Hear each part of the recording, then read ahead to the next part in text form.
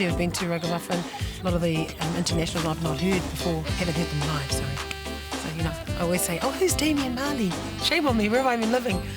It's an honour to be invited and come out. You know, we didn't want to look desperate trying to scab a gig, but like Betty said, it's nice to be invited to play.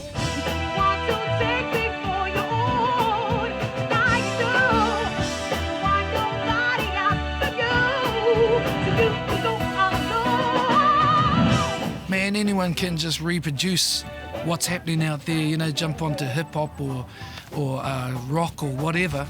It's about getting your own sound in your own genre. So that's what the polyphonic sound is, a mixture of our Polynesian and that funky thing.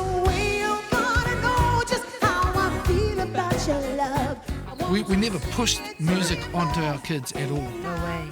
So it's my first big gig on the drums, and yeah, but you know, I just have to stay confident and just believe. We were sailing along, and then our kids joined in to paddle with us, pretty much. Last year I won this competition called Parachutes Got a Lot of Talent. Once I won it, after that day I started realising that that's kind of what I want to do. When our eldest son was born, Betty Ann was on stage playing pregnant while she was having her labour pains 5 minutes apart. Oh, that's right.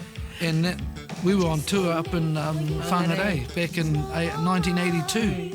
And then she go, boys, excuse me, I've got to go and have my baby now. How was I just sit down? Oh, Betty, can you do one more set? And we're saying, grab her a stool, grab her a stool. You do one more set? Can you squeeze one more set out of her?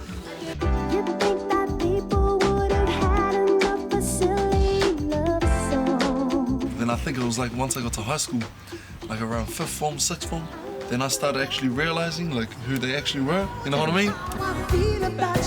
Yeah, sometimes it gets annoying when people say, gee, are you Ardijah's son? What, you mean the whole band?